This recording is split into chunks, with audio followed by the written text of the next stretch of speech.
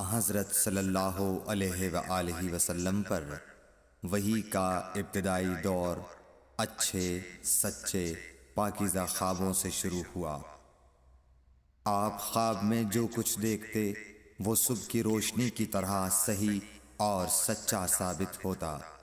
پھر من جانب قدرت آپ تنہائی پسند ہو گئے اور آپ نے غار حرا میں خلوت نشینی اختیار فرمائی اور کئی دن اور رات وہاں مسلسل عبادت اور یاد الہی و ذکر میں مشغول رہنے لگے۔ جب تک گھر آنے کو دل نہ چاہتا توشہ ہمراہ لیے ہوئے وہاں رہتے۔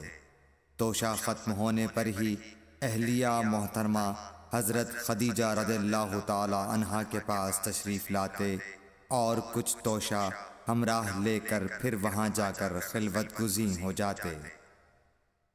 یہی طریقہ جاری رہا یہاں تک کہ آپ پر حق منکشف ہو گیا اور آپ غار حرا ہی میں قیام پذیر تھے کہ اچانک حضرت جبرائیل علیہ السلام آپ کے پاس حاضر ہوئے اور کہنے لگے کہ اے محمد پڑھو۔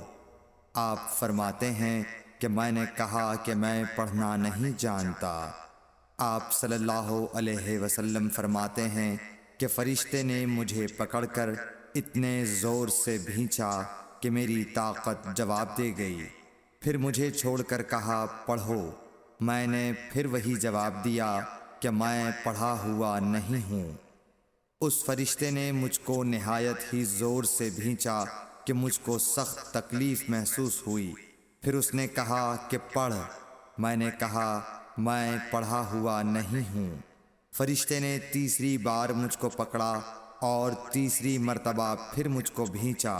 پھر مجھے چھوڑ دیا اور کہنے لگا کہ پڑھو اپنے رب کے نام کی مدد سے جس نے پیدا کیا اور انسان کو خون کی پھٹکی سے بنایا۔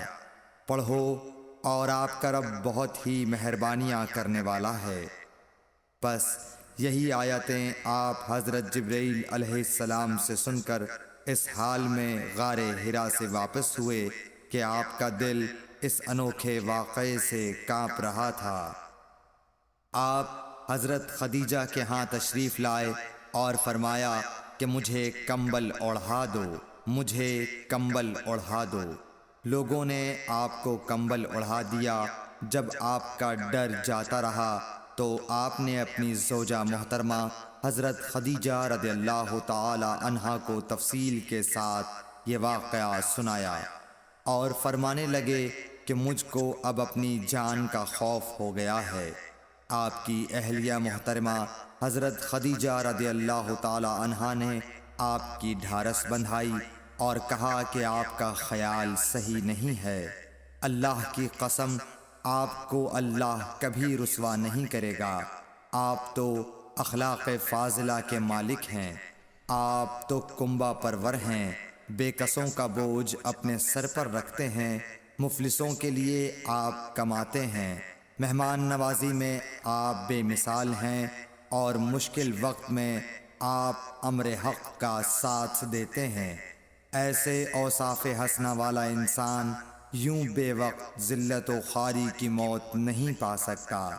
پھر مزید تسلی کے لیے حضرت خدیجہ رضی اللہ تعالی عنہا آپ کو ورقہ بن نوفل کے پاس لے گئیں جو ان کے چچا زاد بھائی تھے اور زمانہ جاہلیت میں نصرانی مذہب اختیار کر چکے تھے اور عبرانی زبان کے کاتب تھے۔ چنانچہ انجیل کو بھی حسب منشائے خداوندی عبرانی زبان میں لکھا کرتے تھے۔ انجیل سریانی زبان میں نازل ہوئی تھی، پھر اس کا ترجمہ عبرانی زبان میں ہوا۔ ورقہ اسی کو لکھتے تھے۔ وہ بہت بوڑھے ہو گئے تھے، یہاں تک کہ ان کی بینائی بھی رخصت ہو چکی تھی۔ حضرت خدیجہ رضی اللہ تعالی عنہا نے ان کے سامنے آپ کے حالات بیان کیے اور کہا کہ اے چچا زاد بھائی، اپنے بھتیجے محمد صلی اللہ علیہ وسلم کی زبانی ذرا ان کی کیفیت سن لیجئے۔ وہ بولے کہ بھتیجے آپ نے جو کچھ دیکھا ہے اس کی تفصیل سناؤ۔ چنانچہ آپ صلی اللہ علیہ وآلہ وسلم نے از اول تا آخر پورا واقعہ سنایا، جسے سن کر ورقہ بے اختیار ہو کر بول اٹھے کہ یہ تو وہی ناموس معزز رازدان فرشتہ ہے جسے اللہ نے حضرت موسیٰ علیہ السلام پر وحی دے کر بھیجا تھا۔ کاش میں آپ کے اس عہد نبوت کے شروع ہونے پر جواں عمر ہوتا، کاش میں اس وقت تک زندہ رہتا جب کہ آپ کی قوم آپ کو اس شہر سے نکال دے گی۔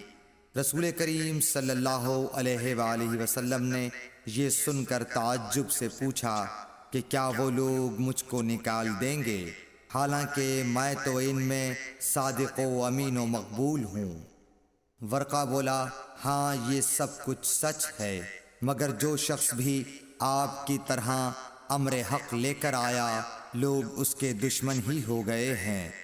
اگر مجھے آپ کی نبوت کا وہ زمانہ مل جائے تو میں آپ کی پوری مدد کروں گا، مگر ورقہ کچھ دنوں کے بعد انتقال کر گئے، پھر کچھ عرصے تک وحی کی آمد موقوف رہی۔ صحیح بخاری حدیث نمبر 3۔